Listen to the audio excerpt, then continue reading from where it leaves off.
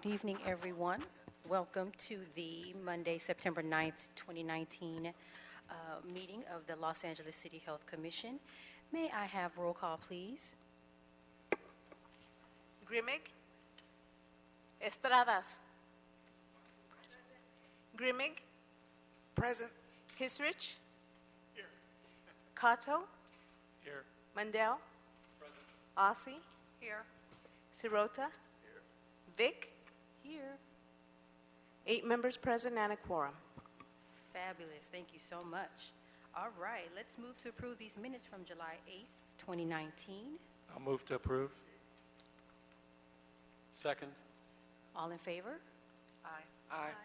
Any opposition? Any abstentions? Minutes are approved. Okay, anyone here to give neighborhood council comments? I don't see any. All right, let's move into public comment. Mickey Jackson.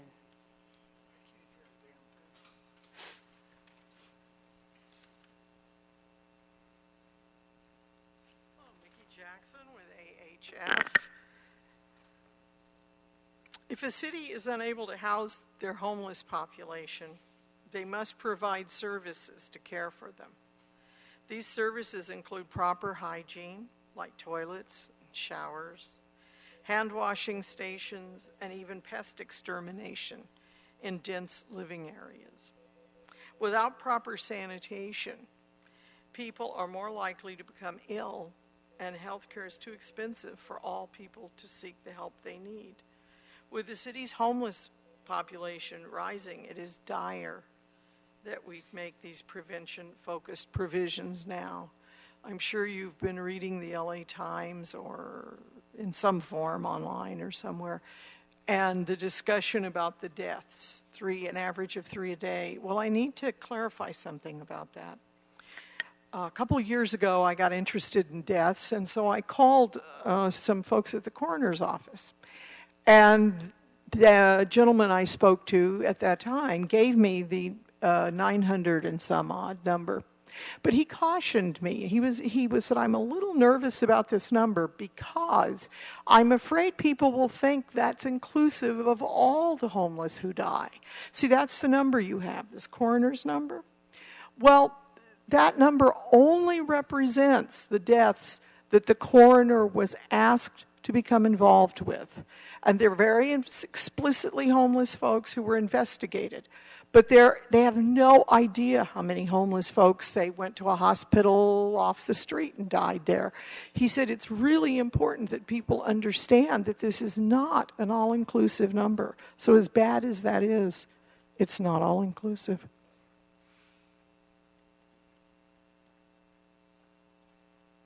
And we have Jacqueline Burbank.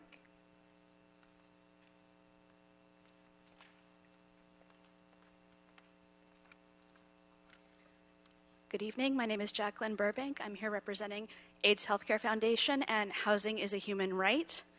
Los Angeles needs a new means to productively solve the ever-rising homelessness crisis.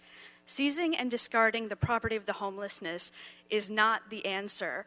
Criminalizing the times and places they can put their tents where they live because they have no other options is not the answer. It is unconstitutional to deny people their rights to their own property. When people don't have a place to safely store their property, such as sleeping bags, tents, personal items, identification, and medications especially, they have to carry those items around with them, which makes it likely for those items to be stolen, lost, or damaged, which, by the way, is a big reason why adherence to medications that people with chronic illnesses such as HIV need, is so low for people who are experiencing homelessness. Clearing off streets is just a Band-Aid for the gaping wound that is a lack of affordable housing. Instead of further harming these people through urban cleansing, investments should be made into the permanent and long-term solutions that make housing accessible for all, because housing is a human right. Thank you. Thank you. Okay, we're moving on to item number 1, election of officers. It's that time of year. And we have to elect a president, a vice president, and a second vice president / treasurer. Okay, so how do we do this? Can ask for nomination. Nominations for president. Start with president. President. I nominate Dr. Howard Mandel for president. Second. Third.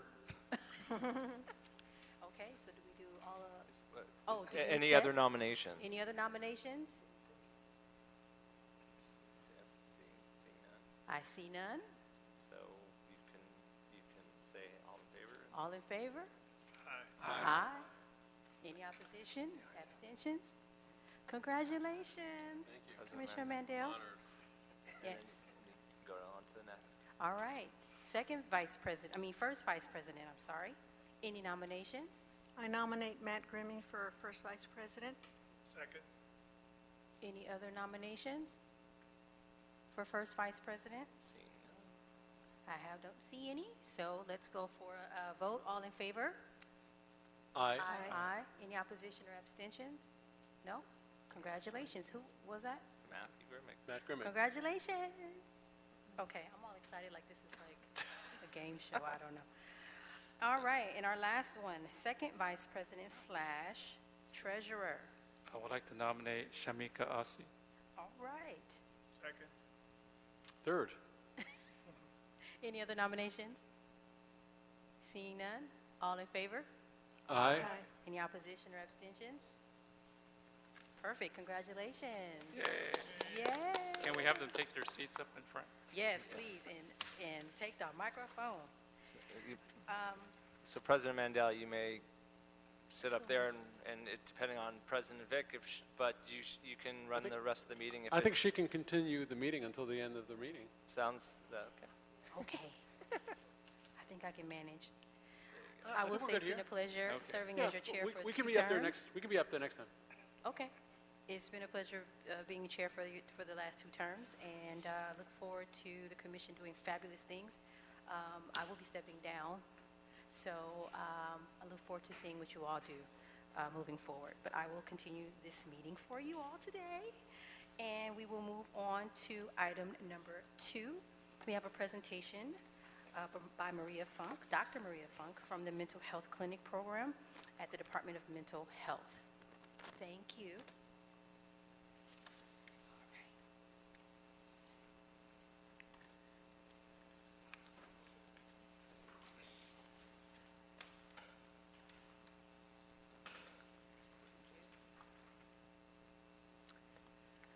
Hi, my name is Maria Funk, and I work for Los Angeles County Department of Mental Health, and I am the chief of our countywide Housing, Employment, and Education Resource Development Division at the Department of Mental Health.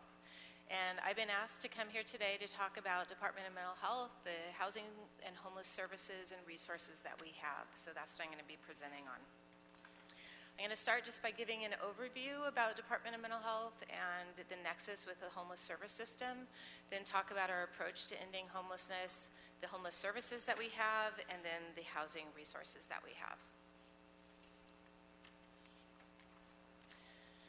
So you all may know this already, and I don't know if other people from DMH have come here before, but DMH is the local mental health plan for Los Angeles County. We're the largest county mental health department in the country. We directly operate more than 80 programs, and we have contracts with over 700 providers. We provide a spectrum of mental health services to people of all ages to support the hope, wellness, and recovery of the people that we serve. We serve those with serious and persistent mental illness that have a resulting severe functional impairment. So anyone with Medi-Cal that falls into this category would receive services from the Department of Mental Health. We have what's called a carve-out. In fiscal year 18-19, DMH served approximately 250,000 individuals.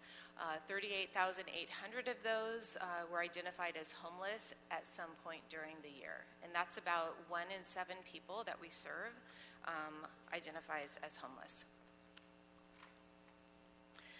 So now I'm going to move and talk a little bit about the homeless count, which you're probably very familiar with. But according to the 2019 homeless count, there were about 59,000 people experiencing homelessness in Los Angeles County. And when they did the homeless count, they found that 25% of those people reported having a serious mental illness. And 29% reported having a serious mental illness and or a substance use disorder. So that, the 25% there, which has remained pretty consistent over the years with the homeless count. I think last year was about 27%. Tells you why we as a department find that our role in solving homelessness in Los Angeles County is very important, because so many people who are homeless do have a mental illness, and often the people who do have a mental illness are sometimes the most visible people that are living out on the streets, who are homeless, that the community sees and that are very concerned. People are very concerned about them. So our approach to ending homelessness for our clients are kind of threefold. Is pretty simplistic, but we develop specialized community-based programs that specifically target the homeless population, and I'll talk about what some of those are. We've worked really hard over the last 10, 15 years to increase our portfolio of homeless resources, so we can provide clinical services to people, and then having the housing resources to help them get out of homelessness and move into housing. We also are very active participants in the collaborative efforts in the city and the county, working together to end homelessness. I'm the lead, for instance, in our department for the homeless initiative that the county has. We work very collaboratively with the city on initiatives such as Proposition HHH, and then, of course, Measure H that the county passed 2 years ago.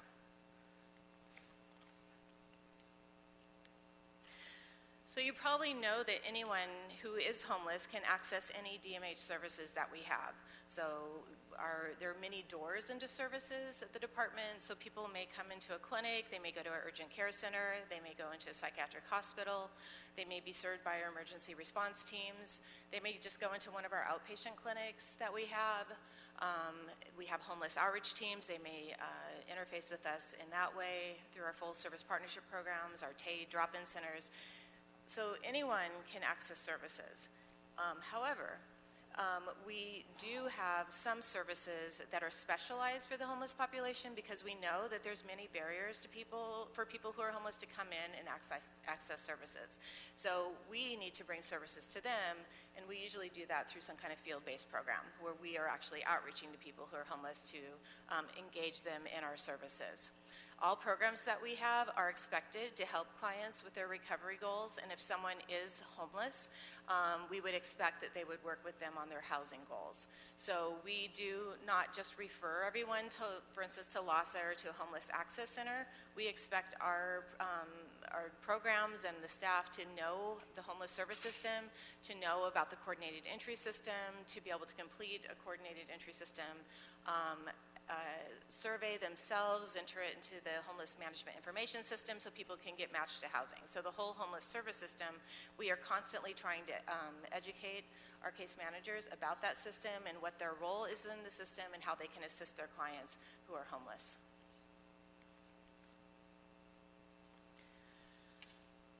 So I'm going to talk now about some very specific programs that we have that do target people who are homeless. We do have homeless outreach teams. We had some teams that were funded by legislation called SB 82 several years ago, and that funding ended a couple years ago, and then they became homeless services teams. We continued to have them and fund them with Mental Health Services Act funding. We also have had a team called HOME that has provided homeless outreach for many years, actually since Mental Health Services Act passed back in 2005. That was one of our first outreach teams. We're actually in the process of integrating those teams into one team. And then we have our full service partnership programs that target people who are homeless, and they include the integrated mobile health teams, the homeless FSP, and the housing FSP. So I'll talk a little bit more about them now. Our homeless outreach teams, like I said, we have two teams right now that are integrating, so I'm going to talk as if they've already integrated what I'm going to talk about here. These are teams that are directly operated, meaning that they're county employees. We don't contract this service out. We have one team in each of the service areas or SPAs, and they work under the service area chief. So as you probably know, the county has 8 SPAs, And for DMH, the way our structure works, we have a service area chief that's responsible for all the services in each of those spas. And so these teams work under that chief, and they are expected to provide field-based outreach.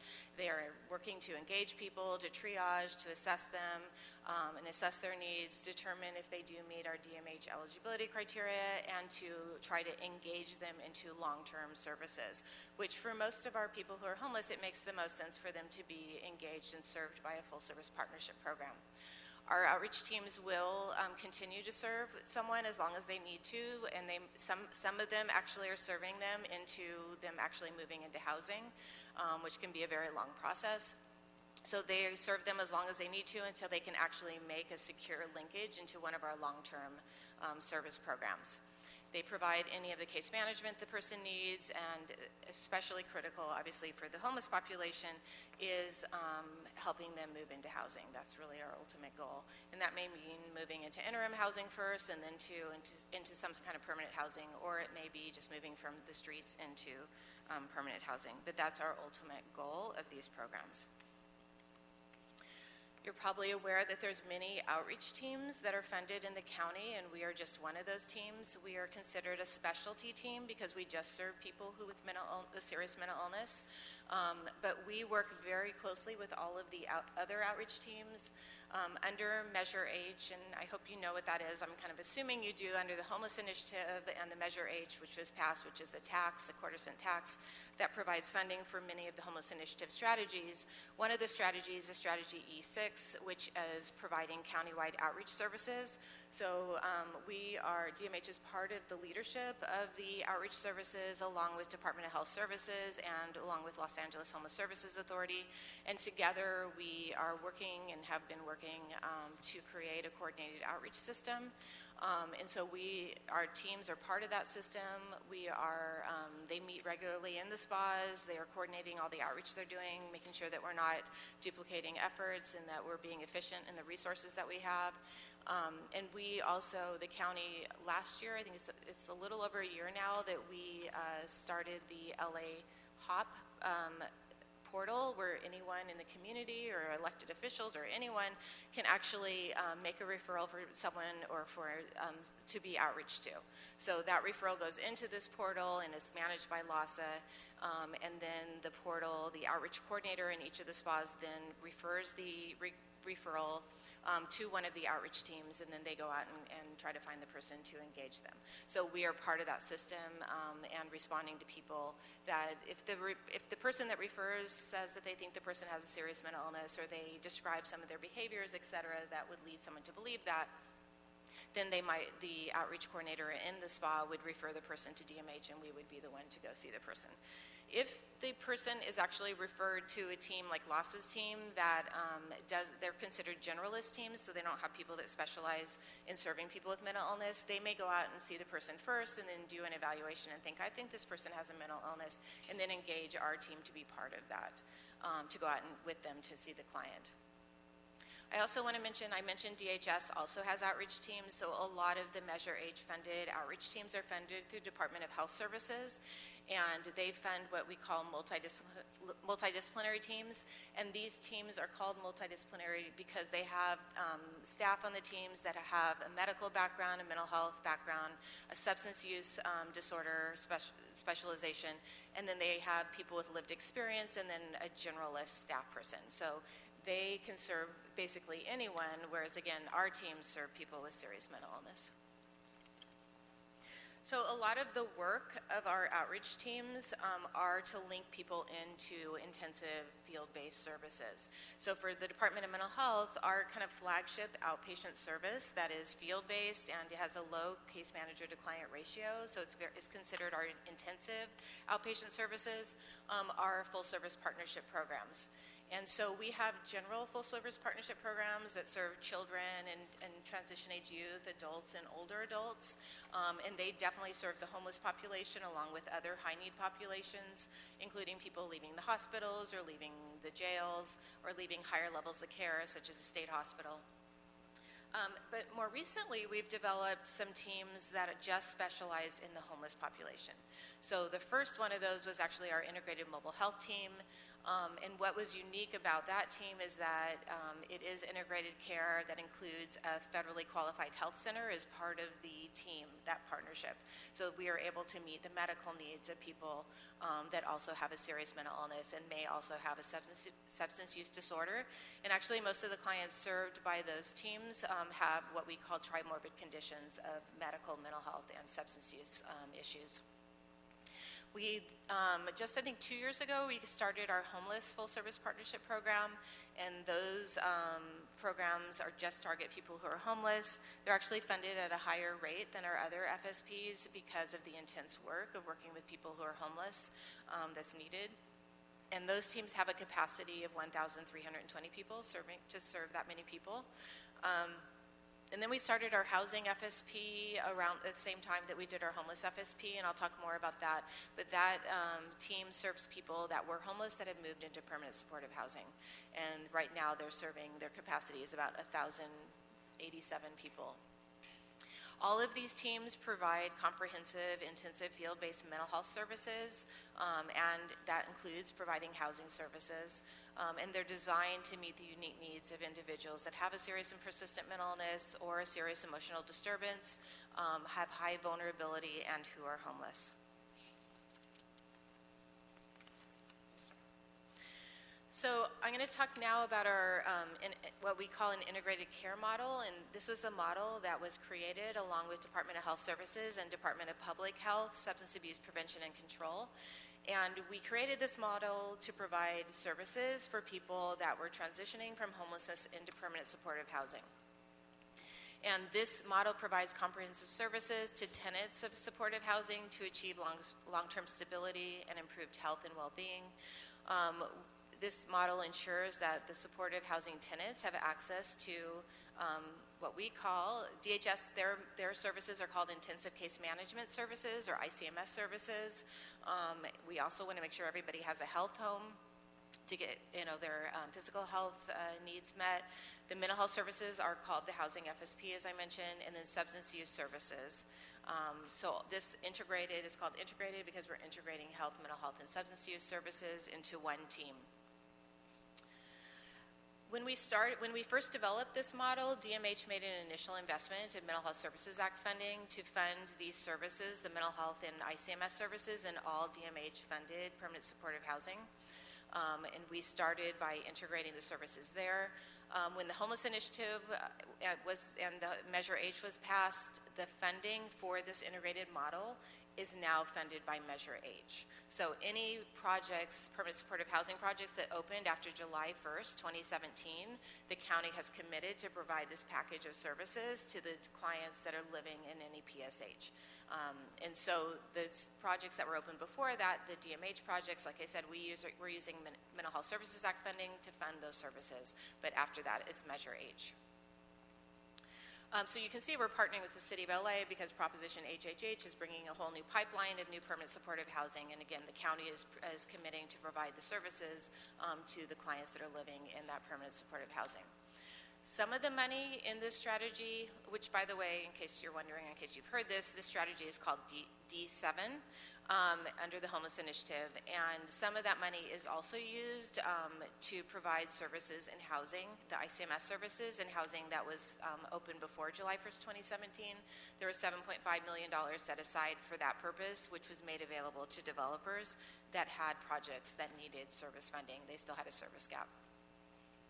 So this model, like I said, is called Strategy D7, and the way this model works is all of the clients, 100% of the clients that move into permanent supportive housing after July 1st, 2017 will receive ICMS services, and then approximately 30%, now with the homeless count, maybe 25%, will receive the housing full service partnership services, and then about 30% will receive the substance use services, which are called SINS, which stands for Community Engagement and Navigation Services.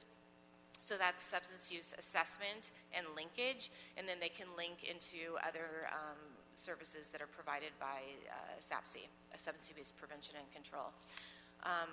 So that's how the model works, and of course, because with permanent supportive housing, we expect that people that are matched into permanent supportive housing are more vulnerable and is more probable than just a general homeless population that they would have a mental illness or a substance use disorder. So the services that ICMS provides, just to kind of give you a sense of how this works, they're contracted to provide general housing case management and supports. So that could include something like doing intake and assessment, helping people get the IDs and other documentation that they need to move into housing, providing for their immediate needs such as food and clothing, maybe helping them move into interim housing while waiting to get into permanent housing, providing transportation, connecting them to benefits that they might be eligible for, such as SSI, helping them supporting them with doing all the paperwork that's necessary to move into housing. So everyone that's matched to permanent supportive housing is matched to an ICMS provider who helps them get through the process of actually moving from homelessness into housing. That also includes move-in assistance, and then of course what's really important is when someone moves in is all of the services that are needed to help them retain their housing. So ICMS is providing all of that. DMH's Housing FSP is providing kind of what we call general specialized mental health services or specialty mental health services. That includes individual and group therapy, medication support, crisis intervention. They can also do referral and linkage, helping people providing the support with managing their mental health symptoms and just basically supporting their recovery goals. The SEND services, which again is providing engagement and navigation services by the substance use providers. They're doing outreach and engagement, screening and referral, navigation for substance use disorder services, care coordination for substance use disorders, linkage to outpatient or intensive outpatient substance use disorder services, or linkage to inpatient substance use disorder services. So these three components we want to see working as an integrated team for all the people that are living in a particular housing development. So I'm going to move from telling you about services to now telling you about the housing resources that DMH manages that we've been able to increase over the years as we have served our clients. So we have interim housing, also known as shelter. Our interim housing program where we buy beds from interim housing providers across the county. We have 416 beds for individuals, 79 beds for families with minor children. And the families can range in size from 2 to sometimes 7, 8, 9. Sometimes there's very large families. We also have a transition age youth enhanced emergency shelter program that serves 60 people. They don't buy specific beds. They contract with providers and they buy beds as they're available and as needed. So those are our interim housing resources. We also have, I believe now, 17 contracts with the city and county housing authorities. And we have gotten over time through different solicitation processes. So we have, through Shelter Plus Care, also known as the Continuum of Care, the funding comes from HUD. We have about 1,700 certificates that we have for the clients that we serve. Through Homeless Section 8, we have 177 vouchers, and then through a tenant-based supportive housing, we have 408 vouchers for our clients. So again, those are federal housing subsidies where the federal government, through the housing authorities, are paying for the balance of the rent. People pay 30% of their income, and the government pays the balance so they can afford to live in apartments. And people who have the federal housing subsidies, they can find any apartment where the landlord or owner will accept a subsidy from the housing authority. So they're what we call scattered site, tenant-based, market rate apartments that can use the subsidy. So we also have made a very large investment, which I'll talk about in a minute, in capital development of permanent supportive housing. And through those, so whenever we invest in the capital development of permanent housing, we then are the ones that can refer our clients into those units. So through that, we have about 1,734 units through the capital development. We also fund the intensive case management services, which I mentioned earlier, the ones that DHS has for about 369 additional clients. And then we have flexible housing subsidy pool and And the Flexible Housing Subsidy Pool, in case you haven't heard of that, that is something that Department of Health Services developed several years ago. And it's very similar to a subsidy that, like Section 8, except that the money that's used for this subsidy is local money. So it could be County General Fund, it could be Mental Health Services Act, it's Measure H. So rather than getting the money from the federal government, we have a local subsidy which functions in a very similar way, but has less barriers in many ways than the federal government would, where we can invest in providing a subsidy for people who are homeless. So DMH is investing funding that will serve about 470 people at any given time by providing a subsidy for them. So just to comment, all of the permanent supportive resources that I'm talking about, permanent supportive housing resources, except the flexible housing subsidy pool, are accessed through the coordinated entry system. So many people say to us, how can I refer a client to you to move into your housing DMH? And our answer is you use the same system for every person out there who's homeless, and that is that we are using the coordinated entry system, that we are assessing them and then entering them into HMIS, and then all of our housing resources are put into the system where then someone, the next eligible, highly vulnerable person with a serious mental illness is then matched to our housing. So we do confirm that anybody who is matched to any housing resources that we have does have a serious and persistent mental illness, so we can make sure that we are serving the population that we are intended to serve. Our funding investment in flexible housing subsidy pool is specifically for individuals that we're serving in our full service partnership program. And so we're not using the coordinated entry system to match into those, although we still expect people to do the CS survey and for us to serve people that are highly vulnerable. But we look at other factors too, more clinical factors, to make sure that we're serving people with the highest needs in our mental health system. So we also have a housing assistance program, and this, there's many types of funding that other agencies have for this very same purpose, but this is specifically DMH funding that we use for the clients that we serve. Last year we served 991 people with $1.6 million through this program. So this helps people that are moving from homelessness into housing with having money that we can help them build a home, to have furniture and dishes and towels and, all the things that are so important when someone moves into a home. Also allows them to have a security deposit because many people don't have the money for that, and even if they got a voucher and found an apartment, they couldn't move in if they didn't have someone who helped pay a security deposit for them. We have an eviction prevention program where someone is in housing and they were homeless and they got behind on their rent, that we can help them catch up with their rent by providing eviction prevention. We can also help with utility deposits, and then we have these other two categories, what we call ongoing rental assistance, where we are kind of providing a short-term subsidy for people in an ongoing way until they find another place to move. So that's our housing assistance program. And you can see that these are the numbers of people that we served in last fiscal year in that program. So I'm going to talk a minute about another program that we call the Enriched Residential Care Program. This program is where we are helping to fund people that are living in licensed residential care programs or facilities. These facilities are licensed by the California Department of Community Care Licensing. They're also known as adult residential facilities, or people commonly call them board and care homes. There's another category that are licensed called residential care facilities for the elderly. These are also known as assisted living facilities. And so these are for people, they're a very important housing resource for people who are highly vulnerable and that really need care and supervision. When someone lives in permanent supportive housing, they're not getting care and supervision. They're living in an apartment, and they're expected to pay the rent, and they're expected to cook for themselves and to take care of all their so-called activities of daily living, such as showering and and cleaning their home, etc.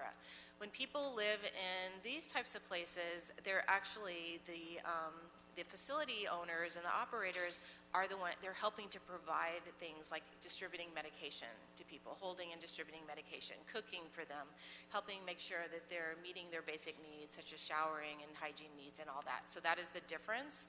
I would also say that There are places that call themselves boarding carers that are actually not licensed by the state.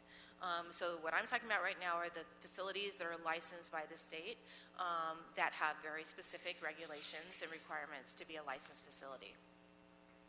So last year, DMH developed what we're calling an Enriched Residential Care Program, which is modeled after the Department of Health Services program called the same thing.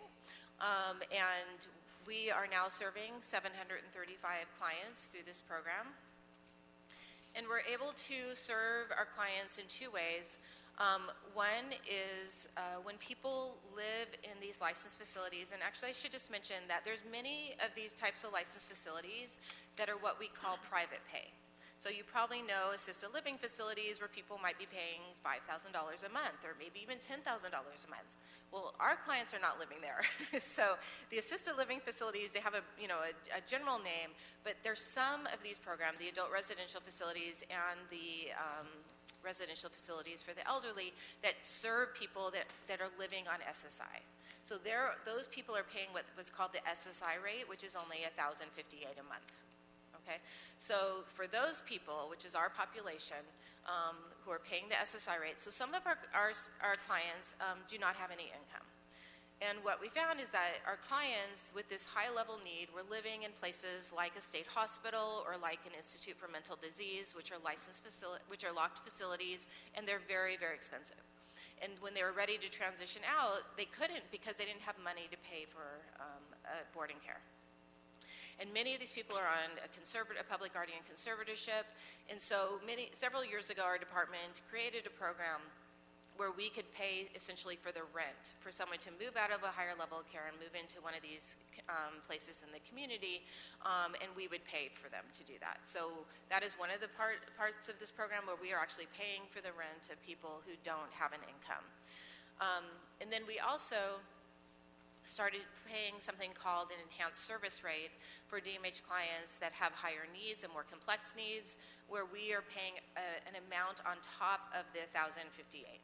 So for most of these people, the clients have SSI, they're paying for the rent, and then we're paying on top of that a higher rate to pay the operator to take clients with more complex needs. So right now, DMH is paying about $760 a month on average for people in this situation. So you might know that there is a crisis about residential facilities that serve people on SSI, that many are closing at very alarming rates. And of course, when places like that close, the people living there are at very high risk of becoming homeless. And so we're very concerned about it. Our Board of Supervisors is very concerned about it. And in fact, they passed a board motion in last September directing the county health departments to really focus on this issue and figure out how we were going to strengthen and sustain the current system. So we've been working on that. So in actually implementing this enhanced rate was part of what DMH did in allocating money for this purpose. But right now, just so you know, part of the main reason there's this crisis is because the funding level at $1,058 a month is very low. It's only $35 a day that the operators are being paid to not just provide room and board, but to provide care and supervision. And just so you know, on average, DMH, our interim housing, which is not providing care and supervision, we pay on average about $58 a day. So that's just to compare. Like, we're paying for board and care at $35, which is a state rate. The state sets the rate. And so these facilities are not able to sustain because of these reasons. So we're looking for many different fixes on how to address this issue, including legislative fixes and having more money available to help these operators for these facilities. So another type of housing I mentioned earlier that DMH has invested in the capital development of permanent supportive housing. We've done this since 2008, and we've invested $500 million since that date in building housing. So this funding, if you're familiar with the proposition HHH money that the city has, that's what this money is. It's very similar. It's to fund the capital development of permanent supportive housing. And in fact, many of these projects are also funded by the city and also funded by the county, LA County Development Authority. So together, we're all funding many of these projects to help get a pipeline of housing that people can afford. And what's different about this is that it's usually site-based, or what we call project-based housing, where there is a developer that is often a nonprofit developer, like a community of friends, that their mission is to serve people who are homeless and have a mental illness, and they are building affordable housing for people who are homeless and have a disability. And there's what we call built-in affordability, so people who live here, they only pay 30% of their income. And so it has a long-term affordability, usually for 55 years. And, when people have Section 8 and they go try to find a market rate apartment and find a landlord that will rent to them, there's many landlords that won't, and the rents are just too high. So even if you have a voucher, many people can never find a place to move into. And we think that all of these strategies for housing resources are very important, and this is one of the resources that we've invested in that we think is really critical. So through these investments, we have invested in 83 developments, funding 1,734 units. And the units vary. They're in all the spas. We do have units, and we serve different populations. So some target transition age youth, some adults, some older adults, some for families, especially larger units that are like an apartment that has 2, 3, and 4 bedrooms are usually for families. And then we have some veteran programs, but most of our programs are for adults, which would include anyone who's 18 or older. So that would include transition age youth and older adults.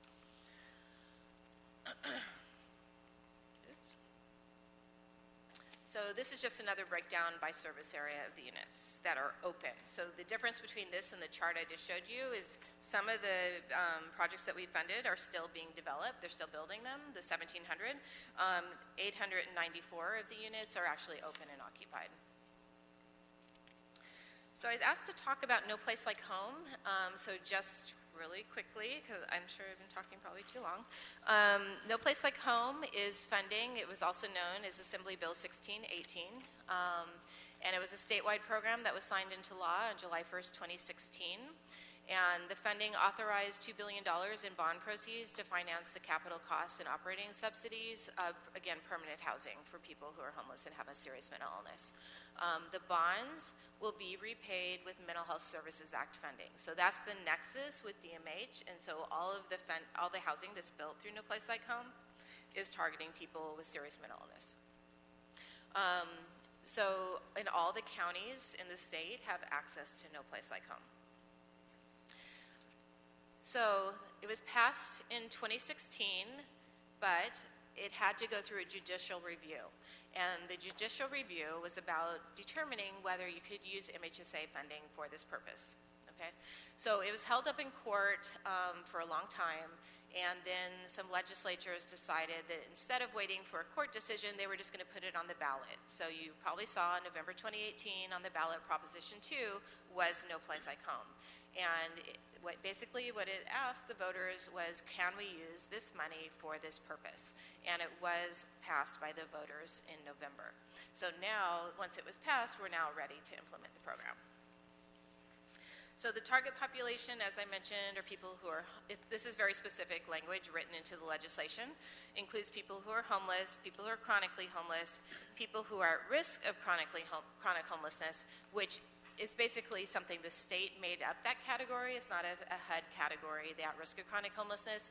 And who it includes are people exiting institutions that were homeless prior to entering into the institution, transition-age youth that were experiencing homelessness or had significant barriers to housing stability that might be leaving foster care or the probation system, for instance.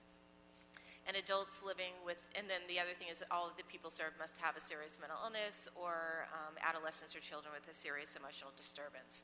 So the first two categories, homeless and chronic homeless, we're using HUD's definition, and then the at-risk of chronic homeless is a state definition.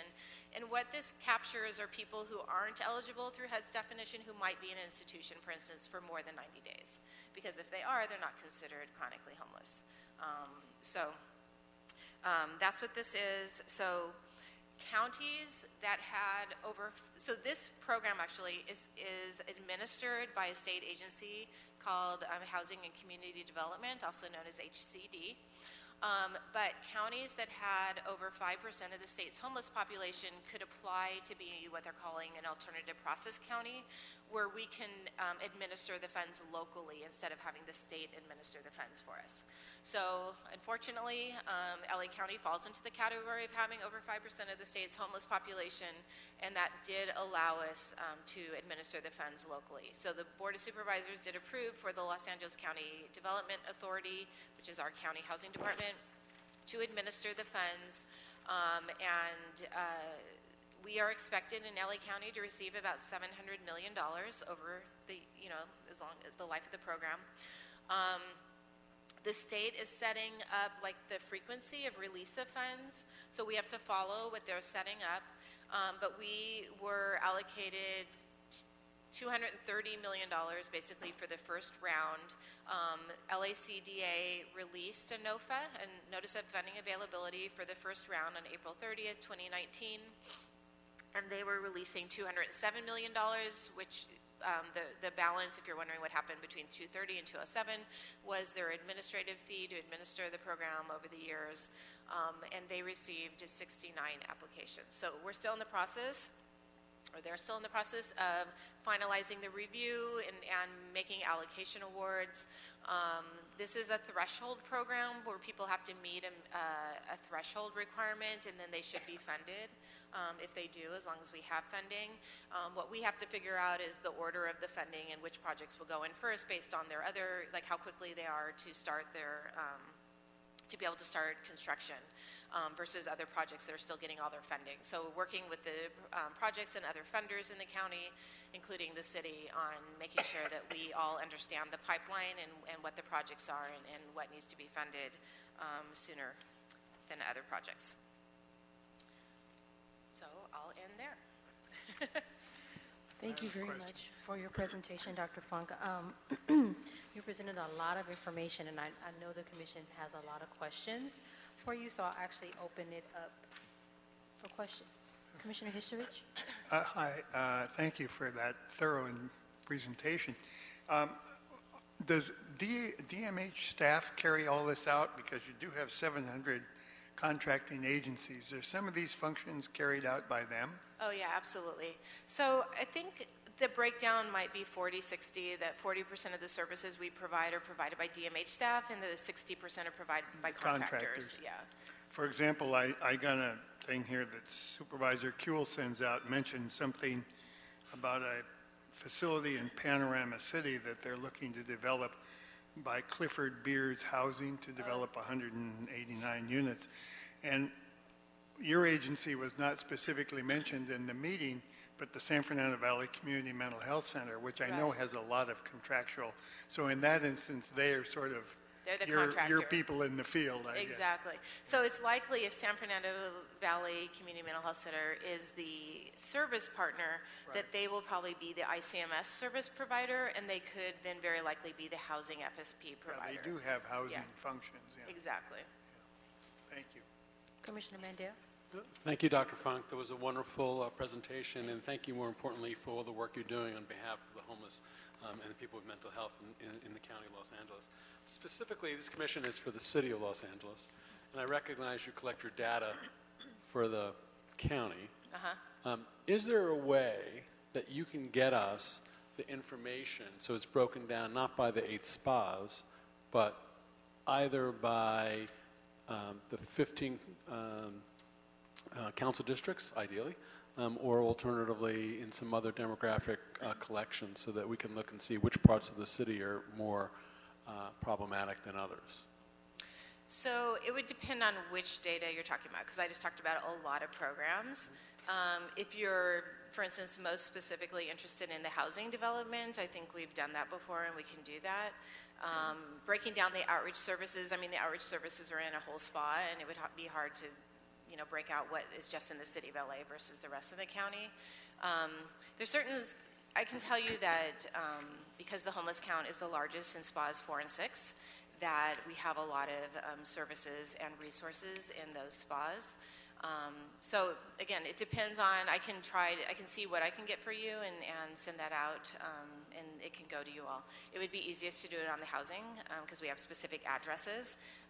When it's clients getting served, a client may be served in one area, but they may live in another, and it's harder to track that. Right. Well, if going forward, we'd love, if you have data now on the homeless issues or where people have been housed, that'd be really wonderful for us to look at that. But going forward, it would also be nice if you can consider if there is some logistical easy way that's not too costly, that going forward that there'll be an attempt of the county Department of Mental Health Services to try to see, just being that the city is so large and has such an impact both on homelessness and also the county's mental health issues, that we can probably get the data by council district. It would really help us in at least addressing it from our own going forward advice and consent to the city of Los Angeles. So let me look into what we can get, and so I heard you not just breaking it down by the city, but you're actually asking about breaking it down by council district. If you can, if logistically, I mean, you think nowadays with my iPhone, they can tell where my phone calls went, where my phone calls are originating from, where I am, and where Uber picks me up. So I think that there might be a way that doesn't cost too much for your IT people to get some of this data. If it is, again, our goal is not to cost you more money or to make it difficult for you logistically, but if it's possible, it will empower us so that we can have a better impact in our giving advice to the city council. The other question I had for you is you mentioned that 25% people have mental health of the homeless and 29% chemical dependency. Is that meaning that 4% extra, or this 25% plus 29%? Well, it says and or because it could be that it is an and or. So someone could say that includes the 29% are people that say they have a mental illness, and they might say separately that they just have a substance use disorder. So this is like the interaction between them saying that whole group. Because it's 4% higher, you can see. But some of the 25% could also have a substance use disorder.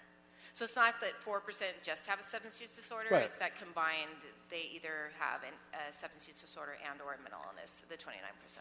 Well, if you're looking from a psychiatric point of view, anybody with substance abuse is by definition a mental health disorder, depending on how you want to log that. So the real number is really 29% of people. It's not adding a larger number, so it's not like 40%. Correct. Yes, that's correct. So, but DMH, just to clarify, we don't serve people with just a substance use disorder. So that's not our target population. That's not what we're paid for. So even though I hear you're saying that someone with substance use disorder maybe has a mental illness, but actually that's not our target population of just someone with a substance use disorder. They have to have a mental illness too. Right. Okay. And then the last question I had was, in looking at the $10.58 a month for the SSI, so does that money directly go from the federal government to the board and care or the assisted living facility, or does it go to you first and then go to the facility? It actually goes to the client. So the client, that is Social Security income that a client who's on disability can receive if they're eligible. So the funding, it goes to the client, and they receive that. They actually receive a little bit more than that because they get to keep $136 for what they call personal incidentals if they want to buy anything besides, paying the board and care. So it goes to the client, and the client pays their rent, their portion, which is the $1,036. Now, some people have what's called a representative payee, or if someone's on conservatorship, it's the conservator that gets the funding. But in general, it's the client that gets the income, and then they pay the facility. So none of it comes through DMH. Okay, so you mentioned that there's a crisis now of these facilities, board and care and or assisted living, that are closing. Yes. And on the other hand, you beautifully articulated all the capital monies that we're putting in to build new kind of facilities when other ones are closing. When one would think it'd be a little bit more efficient to keep those open. So yes. Is there a way that we can help you, or is there a way that the county can work to keep those open with capital funding from another program? Yeah, that's a very interesting question, and I can tell you there's been a lot of discussion about that. And so a lot of the funding that comes from the state, including No Place Like Home, for instance, including Proposition HHH, including the county's other housing trust fund money, it does not include licensed facilities. So in No Place Like Home, there's actually in the regulations, it says this does not include licensed facilities. And it really kind of dates back to discussions about what is permanent supportive housing.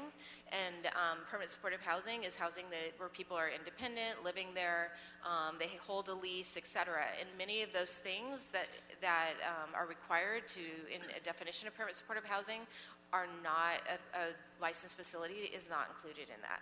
So it really, there's been a lot of discussion about where are the funding streams to help these facilities? How do we help them? Could we purchase them, or could we, do a lot of the stuff we're doing on permanent supportive housing to keep them alive?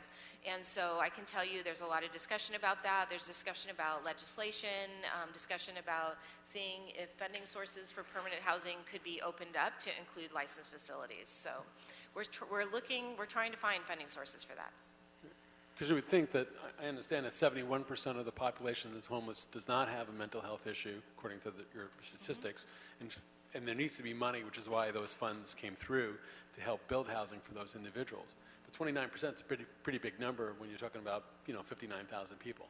Right. And so you would think that that there needs to be some carve out so that we can keep these places open as opposed to rebuilding new ones. Yeah, no, agreed. And just to clarify that the 29%, it doesn't mean all of those people should go to a board and care or want to go to a board and care. Many of them do go to independent apartments, the permanent supportive housing, but there certainly is a portion, and we do need to have a strategy to preserve that housing resource. Agreed there. And not to steal the entire floor, but when County General Unit 1 closed several years ago, it's a building owned by the County of Los Angeles that has plumbing, electricity, is secure, doesn't meet the earthquake requirements for a full-service hospital, but does meet earthquake requirements for outpatient care as well as for housing. What is being done with Unit 1, and is there a possibility, as opposed to just having social service and mental health facilities in that massive project, but that a lot of those old patient rooms and or offices be converted into housing? Yeah, I can tell you that there is a lot of work being done that I'm actually not directly involved with, but on all the county hospitals, looking at how we can use them for housing purposes or different types of housing, crisis residential, recuperative care, working with Department of Health Services, that they are really exploring what are the options, including permanent housing, including potentially licensed facilities, to use them for housing purposes. So there is a whole big effort going on about that. Our director, Dr. Sharon, is looking at a model that is called Restorative Villages, and they're looking at, that will include a whole range of different types of housing and services for people, and they are looking at the county hospitals as sites for these. So would it be possible to get the person who's in charge of that to come to our committee? Sure, you could invite them, absolutely. I could help If you navigate could give us the to the right person. Yeah, give us the right person. We don't want to have Yeah. the wrong person come and waste their time. Which I guess I'm the wrong person, but yeah, absolutely. I can work with whoever. That'd be wonderful. Thank you. Perfect. Commissioner Thank you, Asi? Dr. Funk. So I have a question in reference to Oversight Committee. Is there one in place to evaluate the 80 programs and 700 providers to ensure that they are delivering client-centered care and services?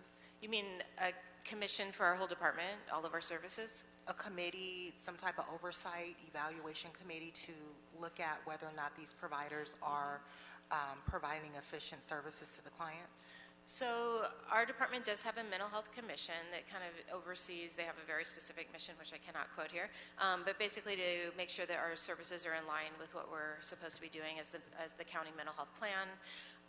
The Mental Health Services Act, we have had a stakeholder body that is overseeing our Mental Health Services Act and has helped us plan and develop programs and oversee outcomes for many, many years since it started in 2005.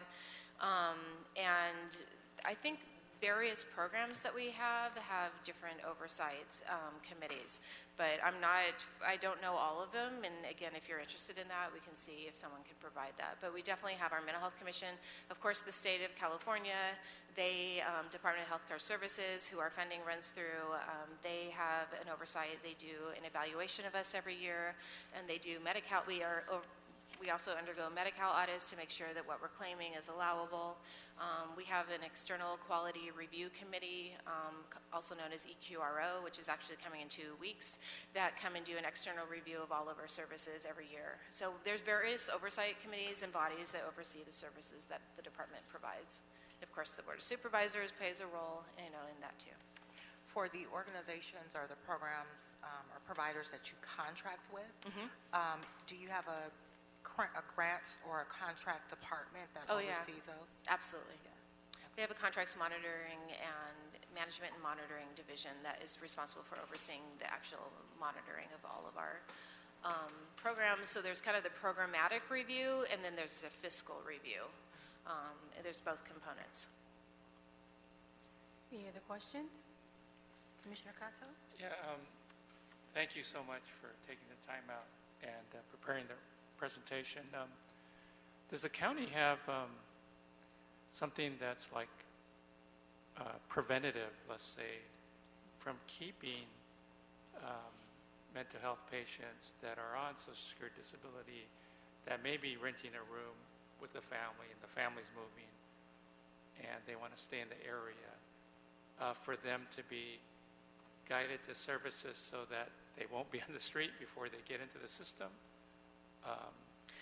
Yeah, so we have what we call navigation services, where we have navigators for different age groups in all of our spas, where people can contact them, and the person who responds to them will do an assessment to determine what services someone might need, and then they help them navigate into services, whether it's our directly operated services or our contractor services. But for housing, I mean, how long is that time gap to get somebody into housing? Right. Yeah.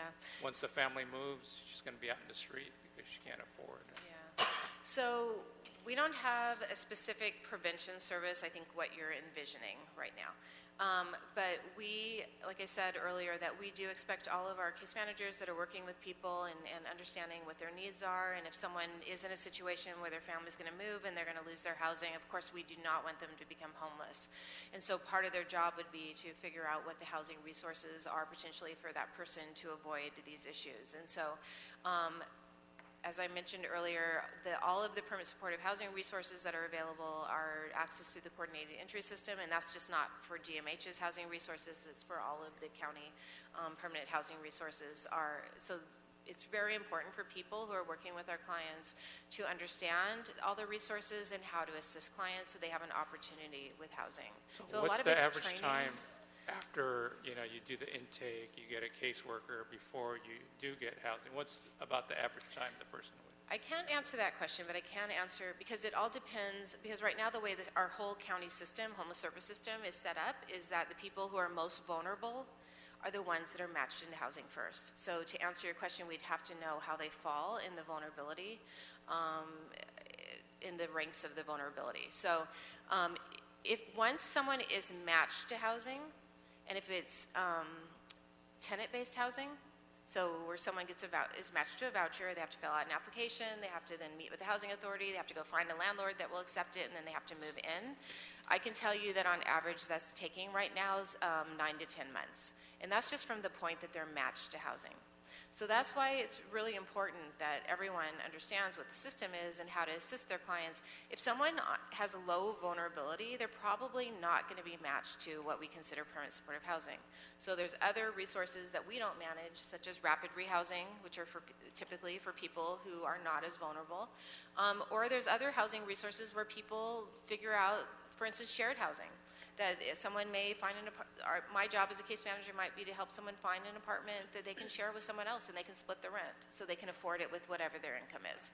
So there's many ways people get into housing, And I don't have any data on how long it takes from the time someone touches our system to the time they finally get into housing, because not everyone that we work with also is homeless. Just very quickly to wrap it up. Sure. Yeah, because somebody that's in that safe environment that has that mental illness in a home is going to be low priority compared to someone that's been out in the street for 10 years, right? So. Yeah. That That is true. That is the way the system. It's saying, well, you got to be homeless before we can help you, pretty much. Yeah. Okay, just one. Except for, I will say that, we have a very strong NAMI system, National Alliance of Mental Illness, which is often family members. And it's often those family members that might be where that person is living. And of course, they're very concerned and don't want their family member to become homeless. And they have a very strong network to help people understand the housing resources, maybe where you don't have to be homeless, or we can help people. Like the board and care system, for instance, if someone does need care and supervision, you don't have to be homeless to go into board and care. That's based on someone who needs care and supervision and who has some kind of income to help pay for that. Okay, and just one last quick question. For the full-service partnerships, you're talking about the capacities of 300, 1,300. Is that outpatient? Yes. All of them are outpatient. Okay. Yeah. Thank you. Thank you But so they much. would, if someone was referred to FSP and they were, it's an outpatient service, but if they go into a hospital, they would continue to serve them even while they're in the hospital, with anticipating to help them when they get out of the hospital. Okay. Thank you so much. Commissioner Grimmy? Just one quick question, and thank you so much for the reports. It's excellent.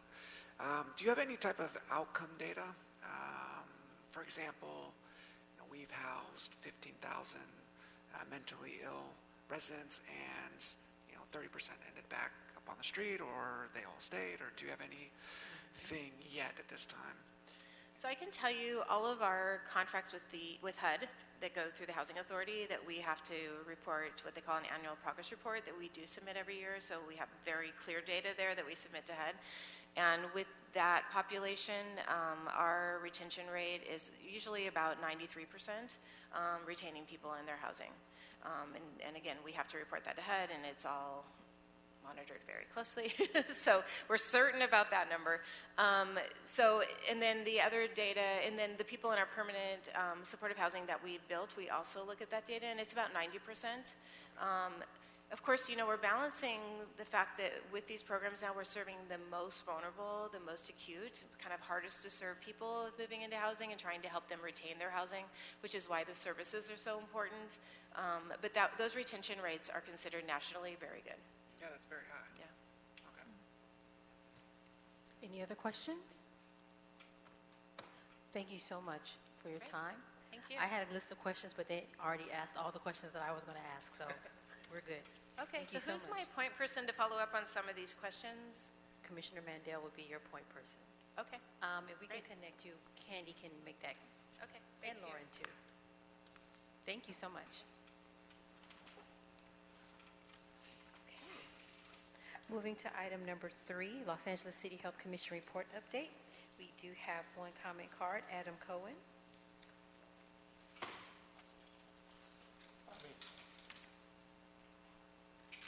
Hello, my name is Adam Cohen from AIDS Healthcare Foundation. Glad to see the draft is coming along. There's a lot of good stuff in here, but at some point it has to be presented to the LA City Council. Much like the previous report that needs to be presented to the LA City Council. There becomes a point in the job of the Health Commission that you're not just responsible for what you say, but you're also responsible for what people hear. And if the LA City Council refuses to hear this, that's really the bigger issue. So as this draft gets completed, which again, there's a lot of good stuff in here, and I think that it needs to be just projected on the walls when the LA City Council has their meeting. Please make that happen. Just hold this in front of them. Go to every meeting and just speak during public comments or something and talk about this, because we are at a homeless housing crisis. We're in a STD crisis. We're in an HIV crisis. This is good stuff. Thank you. Thank you. So we have Lauren, who has been working on this current draft of the commission report. She's going to go through it for us. But before she does that, just as an update on the previous report that we completed, the Health Committee is going to have us in their meeting on Wednesday to talk about the previous report. We had a call with them Friday. It was Commissioner Mandel and I on the phone with Justin, who works for Councilmember Rue. So we were going to speak with them about the previous year's commission report, as well as some other things that have been of concern to the entire commission for probably the last how long has this commission been in existence? 4 or 5 years? So, yeah, so we had a really, I think, a great conversation, and so hopefully we can move this forward to the city council. But first it has to go to the committee, which will happen on Wednesday. The three of us will go, and actually, yeah, the three of us are going to go just to present this, and then we'll see what happens next. So, Lauren, you ready?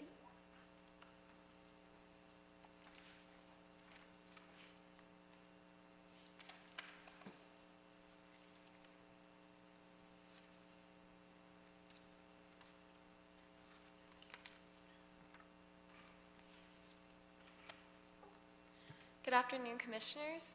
My name is Lauren Yen, and I am the Administrative Intern for the Los Angeles City Health Commission, and I had the pleasure of being an intern for the past couple of months, starting in April.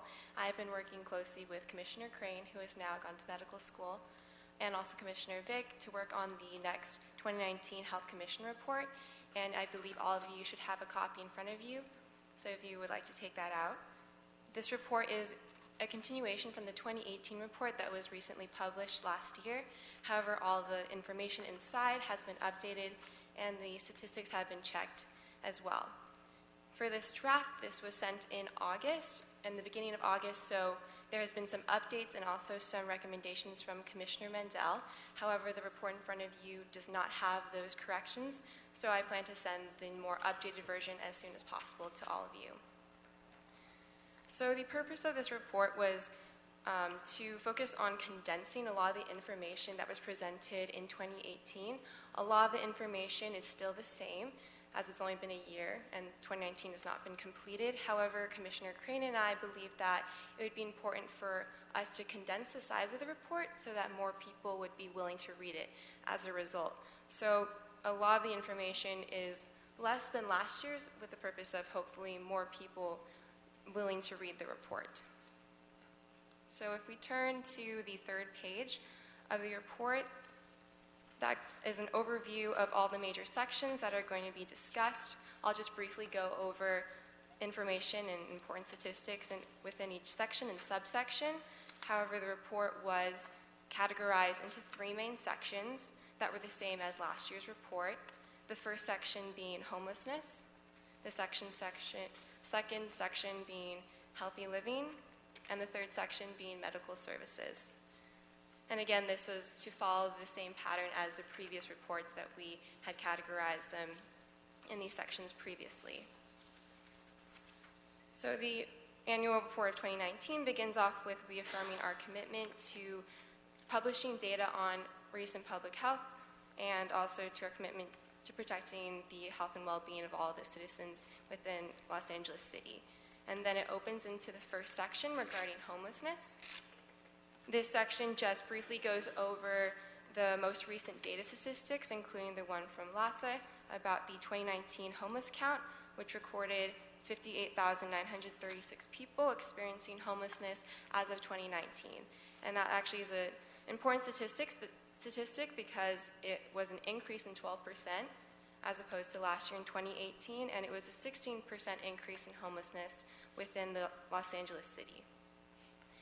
The introduction contains other information about other factors that went into the rise in homelessness, and it will be addressed within the rest of the report. So the first subsection under homelessness is the Housing for Health initiative, and this was mainly the same as the 2018 report, as there hasn't been a lot of new data recently published regarding Housing for Health.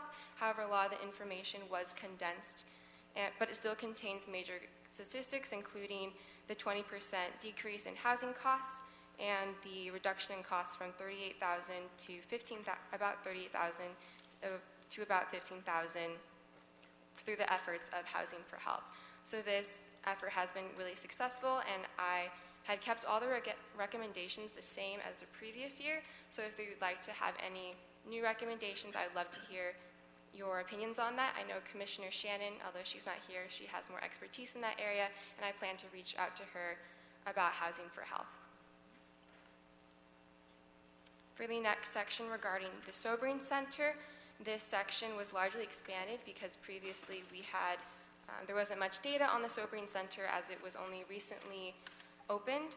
And so more data has come out and shown that it actually has a very positive effect, in that previously in 2017, only about 2,000 visits were registered, but in 2018, over 9,000 visits were registered at the Sobering Center, so these services were greatly utilized. I understand that was a great concern for the Commission last year because we were worried about the underutilization of these types of services, but thankfully more of these services have been used.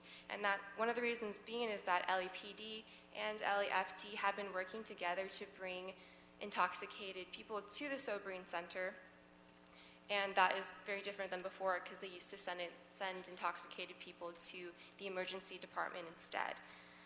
The most recent data had shown that over 800 intoxicated patients have been sent to the Sobering Center for treatment, and that has saved over 30,000 hours at the emergency department. So that has greatly relieved the usage of emergency department services. As for the next section regarding bathrooms, we actually had a presentation not too long ago from Chung Yu, who had given a presentation on the mobile pit stop program. I added a lot of the information from his presentation about the program because it proved very successful, and the commissioners seemed very enthusiastic about its efforts. The section in bathrooms talks about the reason why we need to have more sanitary, more accessible bathrooms, and I believe that the mobile pit stop program was a good effort to point us in the right direction. However, I know a huge concern of the Commission was the lack of overnight operation, and that only one toilet operated overnight, as opposed to the other locations that did not operate overnight. So I added in the recommendation to expand the hours of operation, as well as to expand the number of locations, because I believe one of the commissioners had raised a concern about moving more locations to the valley, and I think that would be a great idea. So I decided to add those recommendations as well. For the next section regarding food insecurity and assistance, a lot of this information was kept the same as 2018. There hasn't been many new reports concerning LA City. However, there was a change in the eligibility of the CalFresh program, and that started on July 1st of 2019. CalFresh had previously not allowed SSI and SSP recipients to receive CalFresh funding, and those are people who are over the age of 65, who are blind and also disabled. So those people cannot previously apply for CalFresh funding. However, as of June 1st of 2019, they can now apply, so that was a new expansion of the program that I added into the report. For discharge planning in the next section, this section was rewritten, but a lot of it was kept the same because it still focuses on the main issue of Senate Bill 1152, which requires hospitals to have a comprehensive discharge plan for homeless people, and this bill went to full effect as of July 1st of 2019, so I'm still waiting for a lot of more reports and data to be published on the transition to applying to this bill, so I want to continue updating as the year goes on. However, all recommendations for that section was kept the same, since more data should be flowing in from the new bill that was from the new implementation of the bill.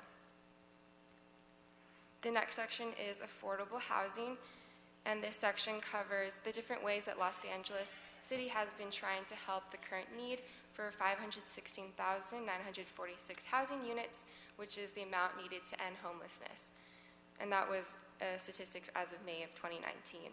This section includes the Ellis Act, which is a law that helps landowners remove their house from the from the housing market. However, this law has been a subject of conflict because many of the tenants who have been removed from their houses have been left stranded on the streets, and that's been contributing to the homelessness crisis. So there's been recent talk from Councilmember Rue and Councilmember Bonin about a motion to increase tenant relocation assistance, as well as increasing the number of RSO units to help people transition into better housing units and people who are facing evictions under the Ellis Act. This section also includes another presentation that was given to us by Dr. Burke, who was a part of Supervisor Solis's department, and he talked about the different ways that they have been spearheading housing recommendations. They had given presentations on the Restorative Care Village that they're trying to implement, which is superseding the LACUSC Medical Center and trying to replace that with a mental health campus. Their project is still in development, so they still have a lot of data and reports to publish, so I plan to continually update this report as more information about this topic is expanded. The next section in veteran homelessness is, again, kept the same. A lot of it is kept the same from the 2018 report. It discusses the different burdens that people who are homeless but also veterans face, such as PTSD. And one of the programs that are trying to help homeless veterans is the Safe Parking LA program. This program was mentioned in the 2018 report, but a lot of new statistics have come out, and the program actually expanded to 6 designated parking lots. And this program, what it does is it gives permits to veterans who are homeless and allows them to use their vehicles in 6 designated parking lots and to sleep overnight there. One of the lots is particularly focused on veterans and is allowed them to sleep at the Department of Veteran Affairs campus at a parking lot in that structure. The last section in the first section, the last subsection in the first section is the heroin and other opioids, and this section was greatly condensed. It goes over the main updates on the naloxone project, which was a project that came out in around May of 2018 to educate and equip LAPD officers to use naloxone technology, which is a type of technology that counters the effects of opioid overdose. And recent statistics have shown that over 6,000 naloxone kits have been distributed, as well as used in 12 cases and saving 10 lives. So this technology has been successful, and I also would like to continue recommending the expansion of this program to more LAPD officers. So that was the first section of the report. There are a lot of references, so you can just skip by the references, and then we can move on to the second part of the report, which regards healthy living. Healthy living is introduced in the same style as the 2018 report by showing all the major trends from the county health status reports, as well as all the major diseases that have been prevalent within LA County. There hasn't been very straightforward statistics about LA City specifically, so I tried to use data from LA County. Also, the introduction includes the different factors that have contributed to the rise or fall of the different diseases that will be later discussed.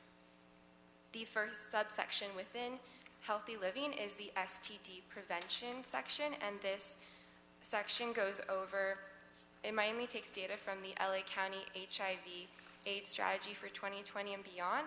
This is the main document that they're focusing on at the LA County, and so this section describes the different goals that they're trying to pursue, including their 3 top priorities, which includes 1, reducing the number of people with HIV, reducing the number of HIV infections, and increasing the proportion of people diagnosed with HIV, because many people who had HIV were actually unaware of that they actually had HIV. So they want increased awareness and diagnosis. This section also includes different services that are available and clinics that allow HIV testing, as well as goes over the different demographics and groups that are more vulnerable to HIV. For this section, for the next section of Plan for a Healthy Los Angeles.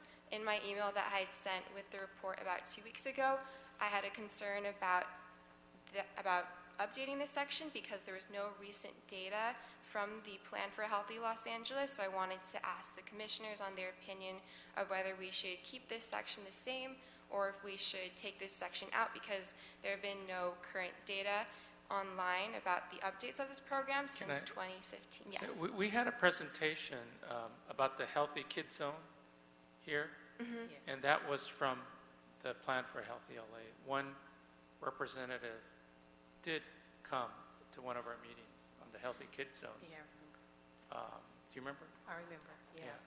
I believe So, I mean, it's still, they're trying to, get this. If we take this out, it's almost as if it disappears, so. I believe I went over I listened to the meeting minutes regarding that presentation. A lot of the information that was presented was very similar to the goals in 2015, so I just was wondering if maybe we could have, or maybe if you have a contact you could send me that I could talk to them about more updates and statistics on where they are at, because it's more talking about their goals and what they want to do, which is similar to the document they released in 2015. But I can definitely look into that and see. And Claire Bowen from City Planning did speak here. Yeah, but I don't know if they've done anything since then. So we might need to, we might just need to get you a contact for that person to see if they're doing anything. Okay, I can try to, all right, if I could get your information later. We'll try That'd to be arrange great. that. Okay. Thank you. This section for Plan for a Healthy Los Angeles is actually the same as the 2018.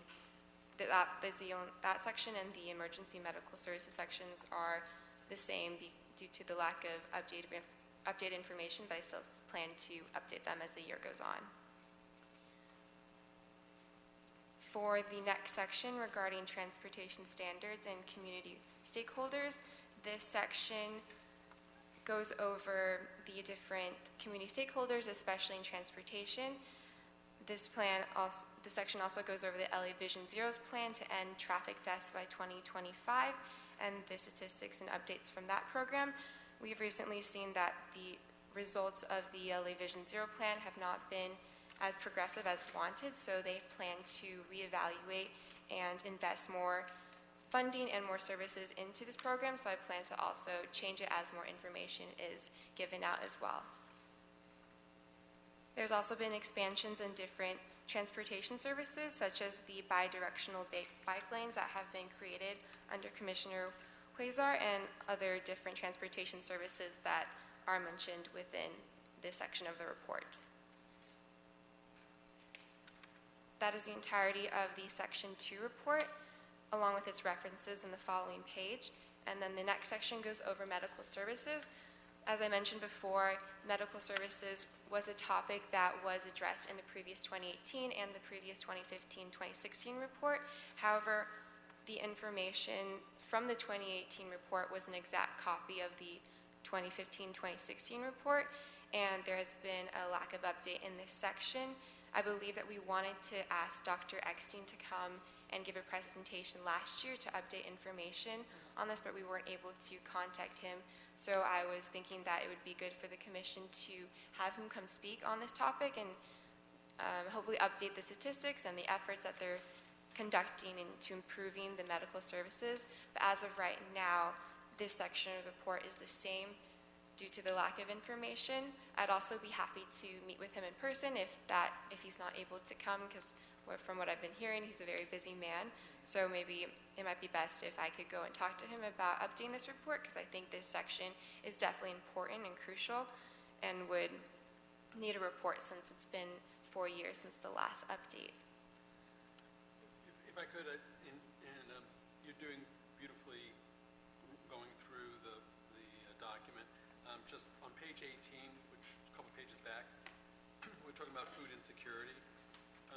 In one of the presentations, and I think it's a point to bring out, that the largest cause of food insecurity is really cost of housing. Yep. And I don't think we state that here, so maybe we can add that in someplace in the analysis. Page 18, food insecurity? Yeah. Is it page 18 with are you talking about section 1 or section 2? 2. Right now? Section 2? Yeah, right, you just, right before you went to EMS.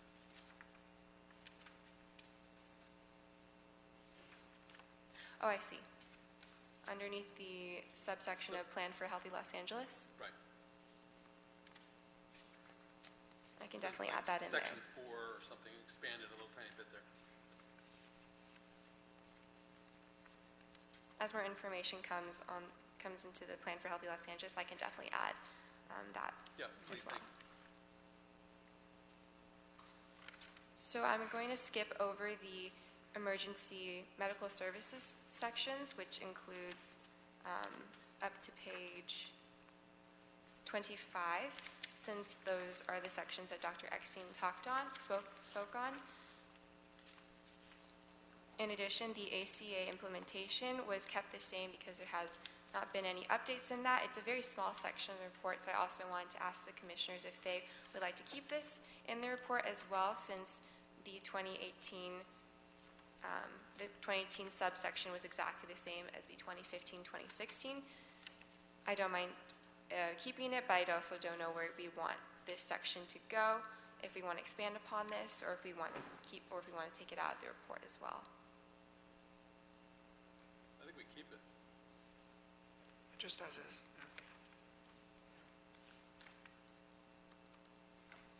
And then finally, for the communicable disease response, this section was largely expanded under the recommendation of President Vick.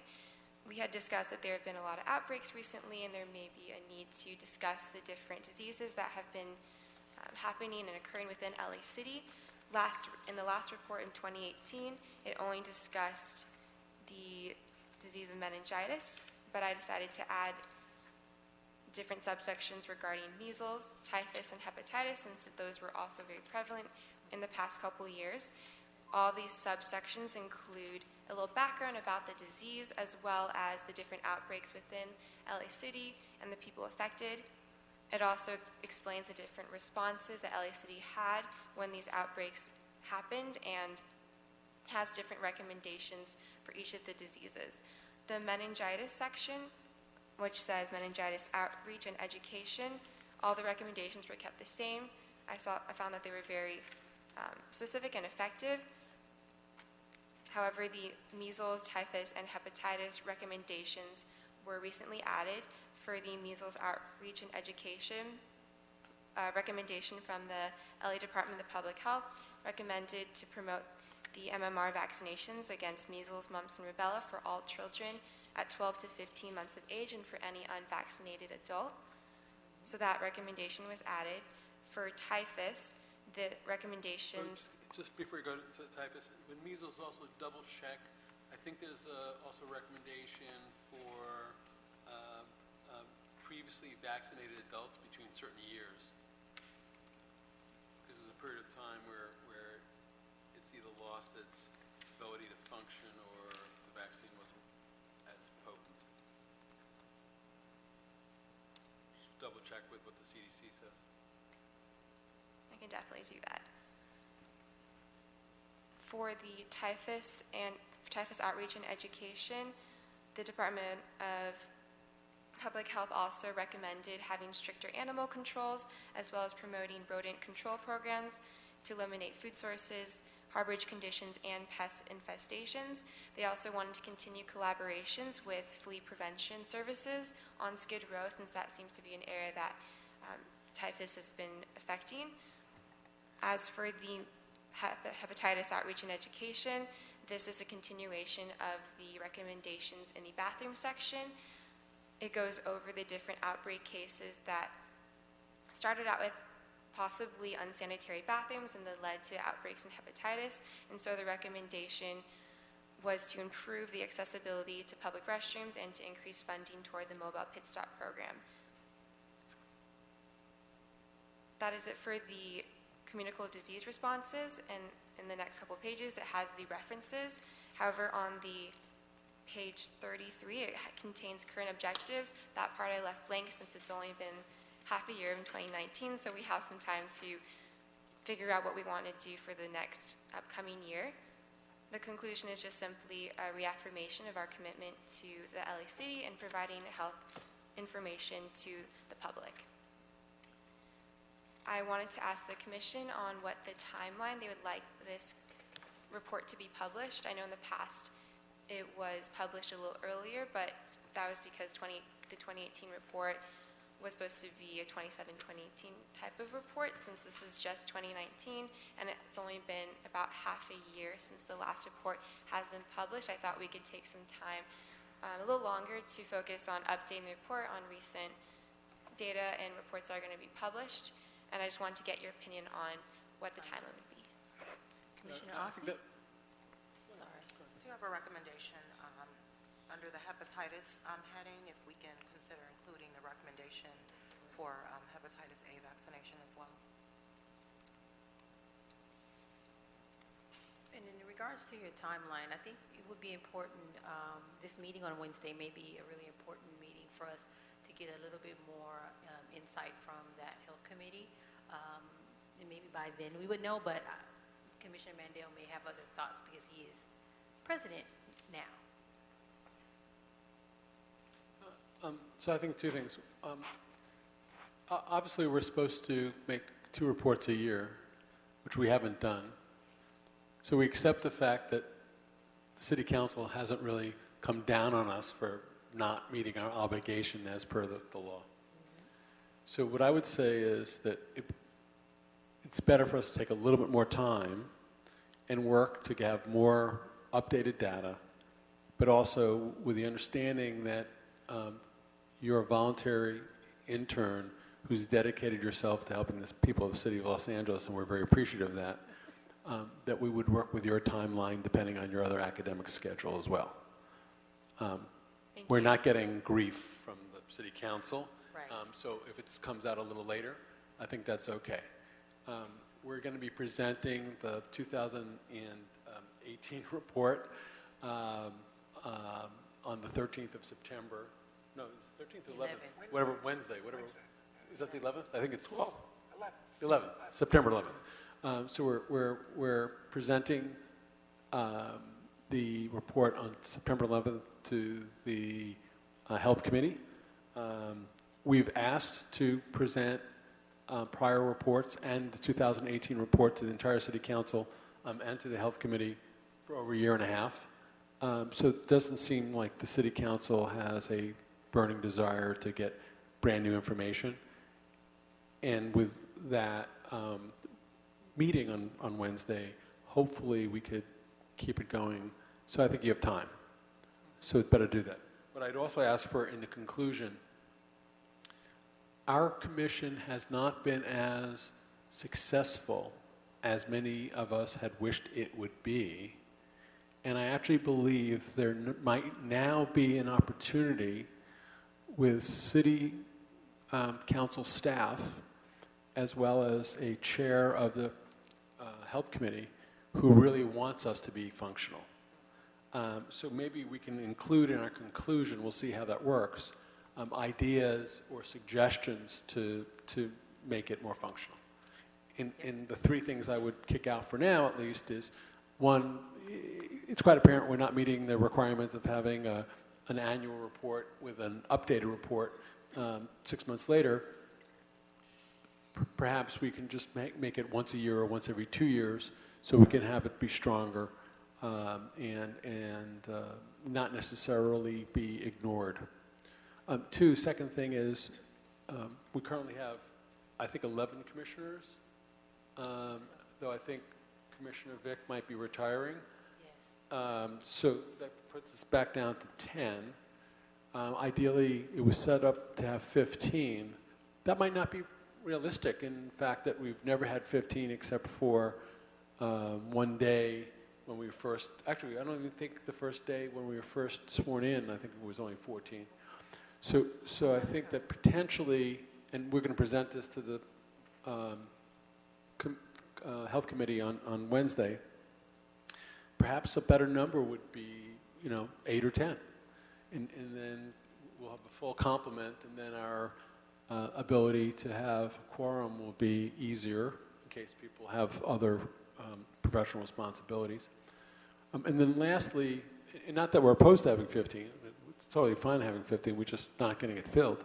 Another alternative is not to have the city council members nominate individuals, but have, like many boards, have the board be self-nominating, so that when there are excellent people brought our way, which could be nominated by a member of the city council, or potentially nominated by one of us, that we could bring people in so that we can always have a full complement of dedicated individuals who want to help the city of Los Angeles. Those last few things would have to take an alteration in the law. That's out of our purview, but the city council can do that, and potentially they would be open to doing that. So we could, in our conclusions, put that in there, because this is an advisory council or commission, and our conclusions would be, let's try to make this a little bit more functional. And the last thing is, and we've talked about this, that we love the fact that you're a volunteer. We love the fact that you're dedicated. But it might be nice if we had some funds available so that we could do our own studies and/or pay research scientists, either at UCLA, USC, Cal State Northridge, help fund serious research so we can answer the questions that we've been debating here over the last 4 years. So potentially we can put that in the conclusion as well. But we'd leave that up for the other commissioners to openly discuss. Commissioner Cato?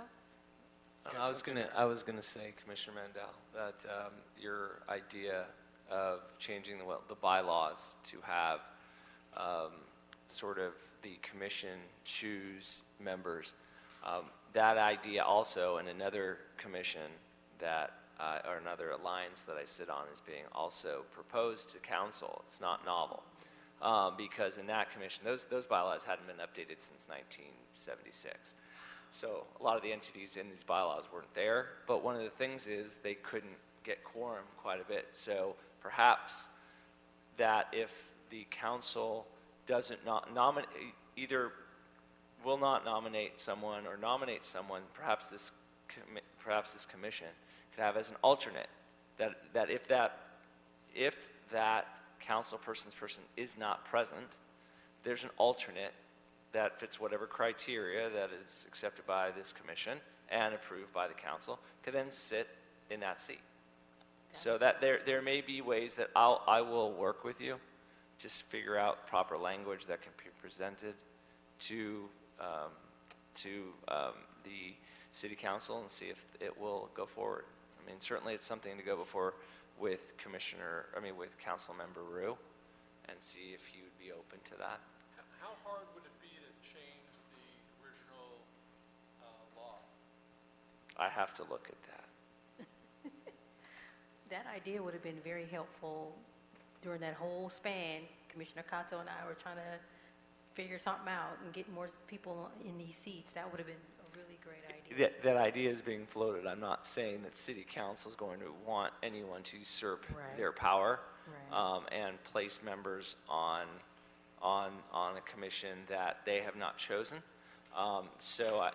That other group is presenting their idea, I think sometime soon, to the proper subcommittee and see if it even goes anywhere there. So I will keep you updated, the council updated, to see if that is something that city council would even entertain. Because in this specific group, city council has to approve their bylaws. Not here, we just approved our bylaws, but in that specific group, city council has to approve their bylaws. Okay. Commissioner Cato? Yeah, first I want to thank you for all the time you're putting in, even listening, to the meeting and recordings. The way you presented this really does make it a lot easier to read and to follow. So I want to thank you for all that effort. And now that we're talking about giving us a little bit more time, one of the biggest turnouts we had, and it filled the council chambers, was when the Aliso Canyon gas leak was here. And there really is no mention of that here, so I would like to call upon the wisdom of my fellow commissioners to see, how we can address that in our report. Otherwise, we fill the chambers and it goes unreported. It's like we're ignoring, a voice that was expressed to us in our meeting. Yeah. Okay, so you're right. I think we may need to add something around environmental justice because it was that day that we felt it was a pretty vocal, people were really interested in what was going on. And then the other time, there was some issue around the oil rigs. The oil rigs down in Wilmington. And the set off of how far you could have housing related to the oil rigs. And I think the city was formulating their position, and that's when this place was full. Right, those two. We did make recommendations to the council, but they were pretty idealistic, our recommendations as far as the setbacks and whatever. Right. But still, I think, to keep it on the radar, right? Yeah, so we might want to add an environmental justice. We can stick that somewhere, probably under healthy living. That would be my recommendation. Yeah, because in that part about healthy living, there is a part about, let me get back to that. Minimize toxins and greenhouse gas emissions and waste. That's part of the plan for healthy living. Could I ask when the presentation was happened? I think the Ellis Canyon was this year, probably around February, March. It was at the beginning of this year. And I believe the other one was sometime last year. Yeah. Yeah. Lauren, I'll look through my notes and then I'll let you know. Thank you. We have oral minutes, so it'll be in our minutes. Right. Other questions, comments? Commissioner Asi? So in reference to the environmental justice section that was recommended to be added, I am in agreement with that as well. Not only will it acknowledge some of the challenges, but it also will give an opportunity to highlight the mobilization of LA County Department of Public Health and the work that they're continuing to do around the environmental justice issues. Thank you. Perfect. Other thoughts, comments? Questions for Lauren? I'd like to make a comment that I would be happy to meet one-on-one with any of the commissioners to discuss about the report, if they have any concerns or expertise in any of the topics discussed, as well over email. I believe that Candy had sent my email when the first report was sent to you, but if you'd also like me to contact you as well, I'd be happy to do that. Thank you so much for your work. Thank you. And we'll be in touch. Well, I won't be in touch, but they will be in touch with you. Okay. So now let's go to item number 4, items for future discussion. The city attorney to speak about. Oh, I guess I'll. So I was asked to, by Commissioner, I think Sirota or others, about issues regarding body-worn cams and HIPAA-related issues. And I made the inquiry, or actually my boss did, and we received that LAPD's use of body-worn cameras governed by LAPD policy. And LAPD is not a covered entity for HIPAA purposes. So just wanted to let everybody know that if there was a concern. May I, on that issue, that arose in a meeting of the Emergency Medical Services Commission by firefighters who were concerned that when they are paramedics, they are covered entities. And so they were sort of figuring out how to react or relate when the police officer, which is not a covered entity, has their camera running when they're trying to protect the privacy. So that was how that had come up. And that was actually a Long Beach firefighter that brought it up. And some of the unions representing them were sort of concerned that they were getting, I mean, it's an issue that's still out there. I mean, there's even issues about police officers going into emergency rooms, with patients and so on.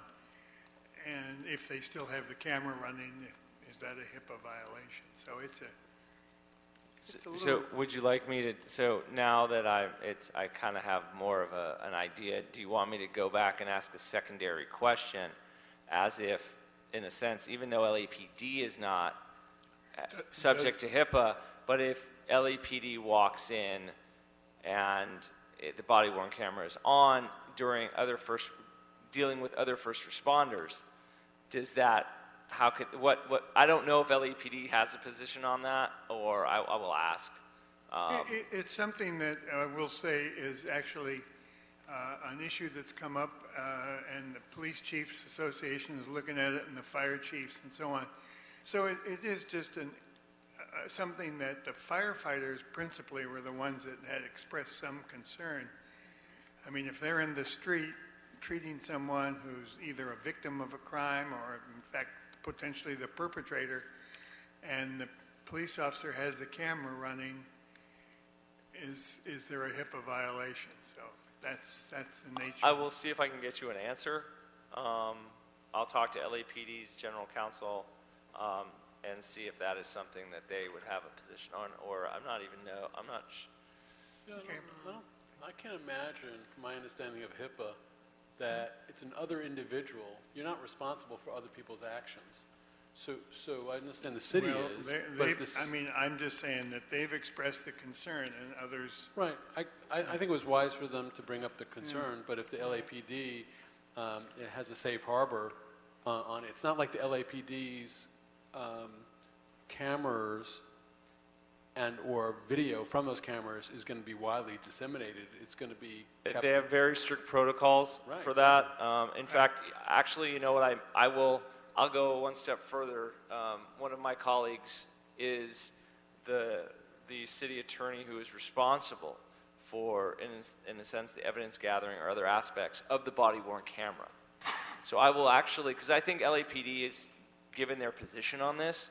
I don't know if they would, it's more of what protections does the fire, the legal department, the fire would have with respect to other first responders with body-worn cameras, or what, if there's any joint issues. But with respect to the body-worn camera aspect, I will ask that question, because the lawyers in the body-worn camera group speak a lot to different groups and areas with regards to privacy. So I will get an answer for you, and then I can disseminate it to Candy, or I can just send it directly to whoever, maybe to this group, what I find. Okay. Yeah, that'd be good. Thank you. You're welcome. We have two comments for item number 4. Lauren Natoli. Where are we? Hi, good evening. I'm Lauren Natoli from AIDS Healthcare Foundation. Los Angeles' slow action on the homelessness crisis is a public health issue. When people are left to live on the streets without adequate shelter space to house them and regular access to hygiene routines, they are more likely to have their immune systems compromised and be vulnerable to diseases. Over the past 2 years, LA has found 19 cases of typhoid fever originating from downtown, including a City Hall East employee with typhus just last year. Preventative action includes taking care of our own, providing hygiene and sanitation services for people who need them, and appropriately staffing city sanitation workers to keep up with our growing city. Thank you. Thank you. Thank you. Adam Cohen. I do want to reiterate, Ms. Yen, doing good work here. This is very pivotal, but it's also up to the commission to make sure it gets heard loud and clear. And to the new president, I'm a little concerned. I do think that there's value in finding ways to be more efficient with time, and also make sure that the value of this commission is utilized to the best of its abilities.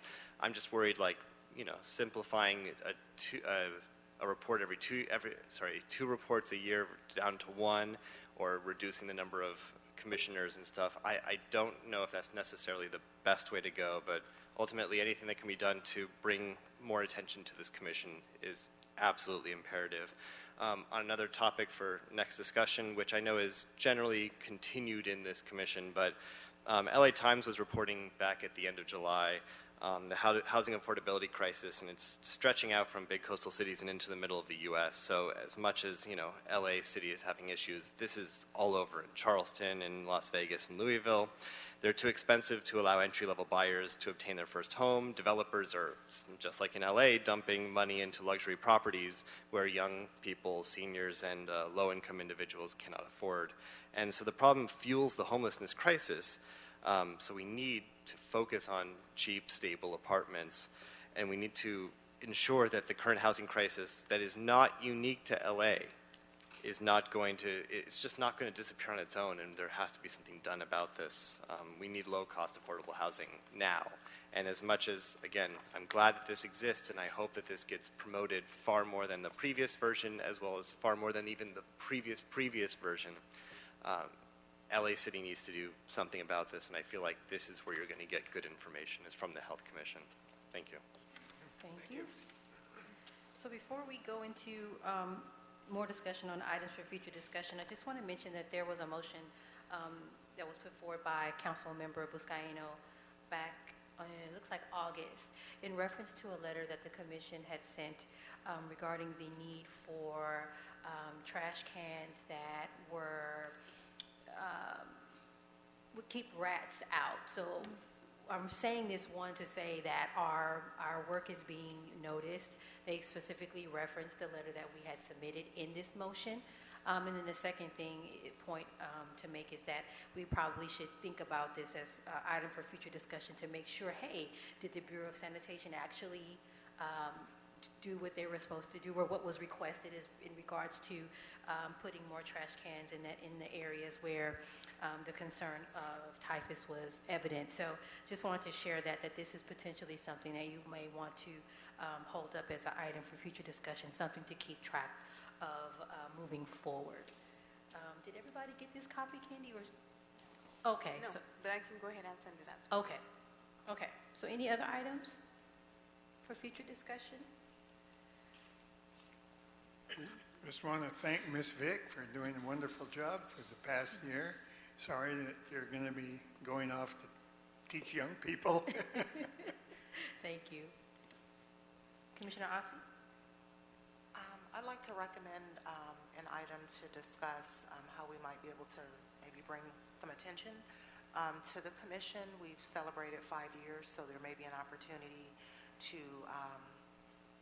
stand before the City Council to acknowledge it, and potentially an opportunity to do a short presentation on the report during that City Council meeting.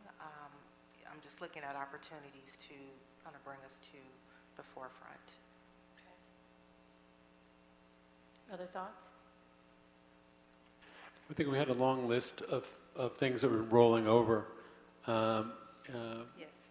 We appreciate all the hard work you've given for the last 2 years, but if you can send that our way, and I think the things that were still discussed beforehand that we wanted to address, for example, the EMS issues, the EMS wait time, emergency room wait times, the backlog in ERs throughout the city, et cetera, were all discussed. And there's several others that keep on coming up repeatedly that we probably should readdress. Okay. Do we have enough paramedics in the city of Los Angeles? Things of that nature. Right. Okay. I'll send that to you. Other thoughts?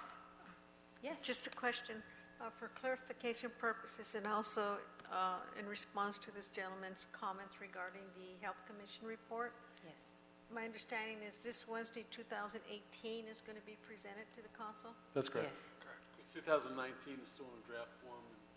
Right, so 2019, I know, thank you, Lauren, for the great job on this. For intern Lauren, it's kind of consistent with how long she will be available as an intern to help us work on this. So do we have like a timeline? I don't know how long you'll be able to work on this. To present, start looking at some timelines for 2019. Because now we have 20.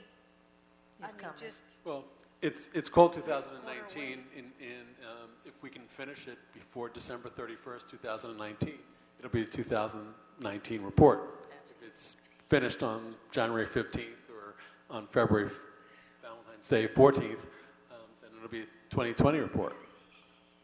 We just changed the date. It has to be, finished and then approved by this commission. Can we finish by 19 so that we could present it as a 19? I mean, is that a possibility? We'd rather have a better report than rush it, but that's the goal. We can try. So then it would become a 2020 report if it's presented in 20? I just would need some clarification for myself and for the folks here that are present. It doesn't look like the city council is yelling at us if we are a month or two late or 3 months late. I'd rather have a better report. But that's my personal belief. But there's 9 of us here, so it's really going to be the consensus opinion of the entire commission. And it's typically if the consensus of the commission is that we want it to officially be a 2019 report, then we have to have it finished by December 31st. right. And if that's not realistic to have a comprehensive full report, then we're looking at 2020. Yes. Right, and it's arbitrary what date it's released. It doesn't have to be on the 1st or the July 1st, or it's totally arbitrary. Yeah. That's pretty much how it's been this whole time. There was no 17 report. In 2015, 2016, we merged it together.